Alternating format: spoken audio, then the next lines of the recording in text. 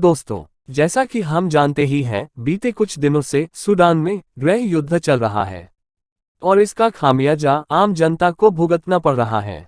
इसी बीच भारत ने अपने भारतीय नागरिकों को बचाने के लिए एक ऑपरेशन चालू किया, जिसका नाम ऑपरेशन कावेरी है। दोस्तों, जैसा कि हम जानते ही हैं, हालात चाहे जैसे भी हो, भारत कभी भी अपने लोगों को अकेला नहीं छोड़ सकता, फिर चाहे सामने पूरी दुनिया की महाशक्तिशाली देश ही क्यों न खड़े हो, क्योंकि बात जब अपनों की आती है तो भारत कभी पीछे मुड़ के नहीं देखता। ये भारत ने पहले भी कई बार साबित कर चुका। इसका जीता जागता उदाहरण रूस और यूक्रेन के हो रहे युद्ध में से अपनी भारत के स्टूडेंट्स को बिना किसी एक खरोच के सुरक्षित बाहर निकाल लाया।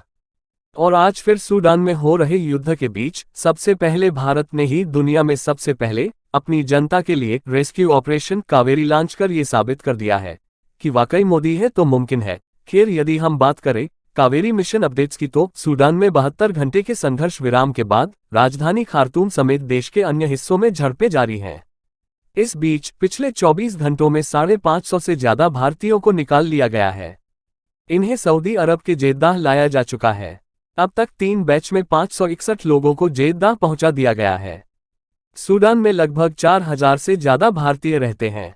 भारतीय विदेश मंत्रालय के प्रवक्ता अरिंदम बागची ने कहा कि ऑपरेशन कावेरी के तहत पहले बैच में 278 भारतीयों को नेवी के जहाज इन सुमेधा से सूडान पोर्ट से सऊदी अरब के जेद्दाह पहुंचाया गया।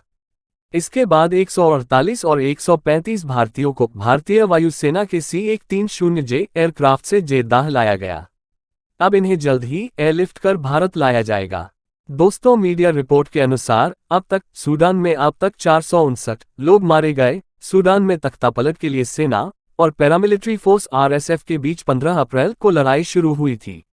वर्ल्ड हेल्थ ऑर्गेनाइजेशन WHO की एक रिपोर्ट के मुताबिक, जो कि मीडिया के माध्यम से प्राप्त हुई है, इसके अनुसार लड़ाई में अब तक 459 रहवासी लोगों और सैनिकों की मौत हो चुकी है। 4072 लोग घायल हुए हैं। सूडान में 72 घंटे का सीज़फायर 27 अप्रैल रात 12 बजे तक है। इस दौरान यहां से अन्य देशों को अपने नागरिकों को निकालने का समय है। इसी बीच भारत को देखते हुए बाकी सारे देशों ने भी अपने रेस्क्यू ऑपरेशन तेज कर दिए हैं। दोस्तों, जिस तरह इंडियन गवर्नमेंट अपने देशवासियों को बचाने के लिए एड़ी से लेकर चोटी तक का जोर लगाकर पानी की तरह पैसा बहा रही है, और साथ ही हमारी भारतीय सेना बिना किसी डर के लगातार रेस्क्यू ऑपरेशन को अंजाम दे रही है, ये अपने आप में एक देशभक्ति का जीता जागता उदाहरण है। दोस्तों, एक अन्य रिपोर्ट्स के अनुसार सूडान में WHO की प्रतिनिधि का कहना है कि सेना या पैरामिलिट्री ने बीमारियों के सैंपल जमा करने वाले एक लैब पर कब्जा कर लिया है।